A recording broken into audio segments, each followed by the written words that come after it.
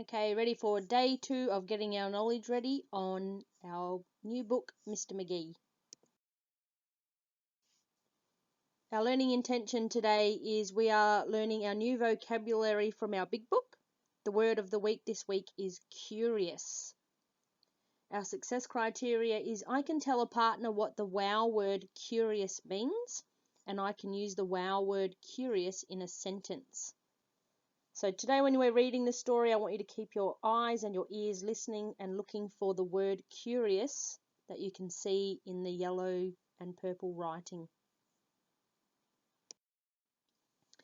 Okay, let's read the story. As I read today, I'm going to practice my chunky monkey reading strategies again. You can have a go at reading along with me. Mr. McGee by Pamela Allen. Mr. McGee lived under. So I can see un and the d sound and under.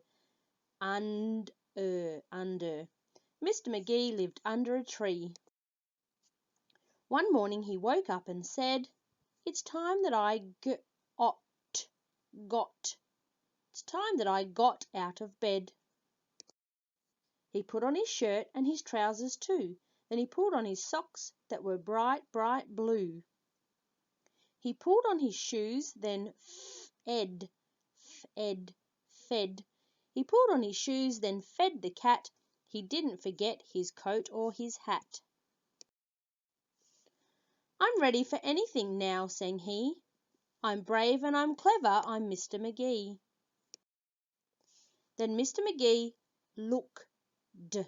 So I can see the word look with ed at the end makes d. Looked. Then Mr. McGee looked down and found a bright red apple on the ground. He peeled it carefully very thin, then gobbled up the wiggly. I know the ly makes lee. Wiggly. Then gobbled up the wiggly skin. Let's see if that makes sense. He peeled it carefully very thin, then gobbled up the wiggly skin. Yep, the apple looks like it's in a wiggle. Now Mr. McGee began to grow. Now I know in this next word it's got the start word says out, and I can see w and then ords. That's really tricky, that part, but I can add those together and I can get outwards. Now Mr. McGee began to grow. Outwards and upwards he seemed to go. Slowly and surely up went he through the branches. If I break this word up into lots of little sounds, I hear br, and I can see n, ch, es, branches. Slowly and surely up went he through the branches of the tree. Over the church and over the steeple, and over the houses full of people. "Look at me," he shouted down to all the people of the town. Mr. McGee was flying high until a curious bird flew by. So keep your eyes open. You can see the little eyes. Our wow word is on this page. I'll read that sentence again. Mr. McGee was flying high until a curious bird flew by. "Just the thing for my lunch," said she, and pecked him sharply, 1, 2, 3.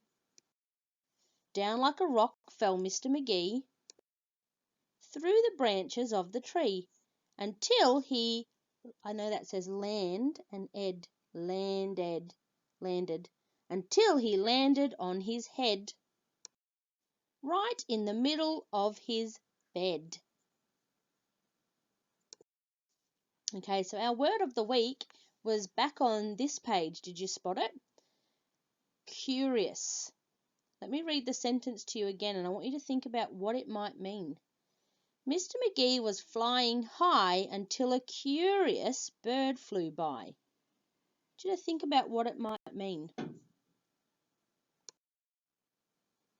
Okay, your task today is to have a go at videoing yourself or writing down on a piece of paper and taking a photo of what you think curious means and using it in a sentence, and then send it to your teacher on Class Dojo.